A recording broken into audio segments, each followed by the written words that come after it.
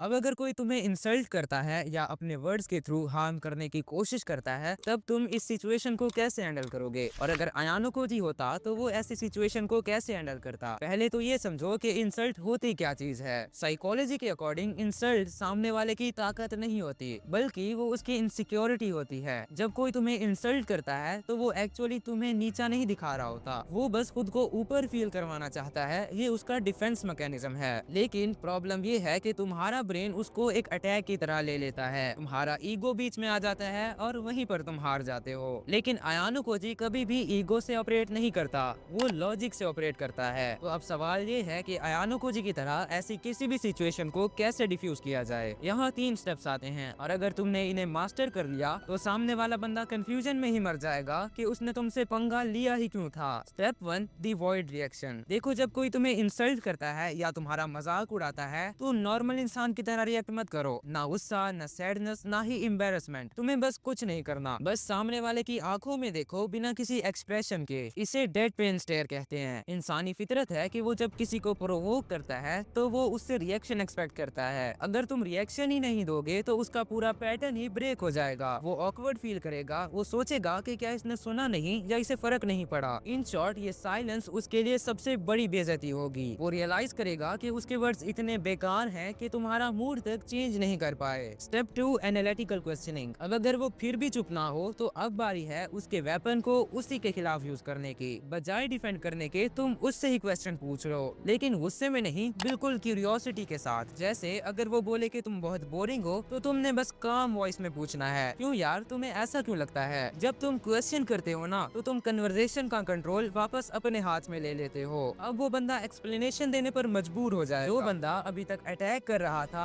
अब वो खुद को डिफेंड कर रहा होगा। स्टेप 3, दी फॉरगिंग टेक्निक। देखो, कभी कभी बेस्ट डिफेंस होता है सरेंडर कर देना, लेकिन अपने टर्म्स पर। इसे साइकोलॉजी में फॉरगिंग कहते हैं। जब कोई तुमसे ऐसी बात कहे जो सच है या पार्शियली सच है तो उसे डिनाई मत करो, उसे मान लो। जैसे अगर कोई बोले कि तुम बहुत बोरिंग हो तो तुम्हें उससे बस ये कहना है, हाँ यार, मैं कभी कभी बोरिंग हो जाता हूँ, बस बात खत्म। अब वो बंदा आगे क्या बोलेगा, तुमने उससे बात करने का मौका ही छीन लिया। देखो, ये ट्रिक सुनने में बचकानी लगती है लेकिन है बहुत ज्यादा इफेक्टिव। अगर यकीन ना आए तो ट्राई करके देख लेना। एक और बात याद रखना, तुम्हारा मकसद लड़ाई जीतना नहीं है, तुम्हारा मकसद है एनर्जी सेव करना और फोकस ना हटने देना। अयानो कोजी एनर्जी कन्वर्सेशन में बिलीव करता है। किसी बेवकूफ से बहस करके एनर्जी वेस्ट करना इलॉजिकल है। देखो, ये बात बहुत कीमती है जो मैं तुम्हें अभी बताने वाला हूँ। जो लोग तुम्हारा मजाक उड़ाते हैं या हर वक्त कुछ ना कुछ कहते रहते हैं तो उनकी बातों पर रिएक्ट मत किया करो। ऐसे एक्ट करो कि तुमने कुछ सुना ही नहीं और तुम उन्हें आंसर करना जरूरी ही नहीं समझते। तुम वही करो जो एक मैच्योर आदमी करता है। अगर उनमें थोड़ी सी भी शर्म और खुद के लिए सेल्फ रिस्पेक्ट होगी ना तो आइंदा ऐसा करने से पहले 1000 बार सोचेंगे।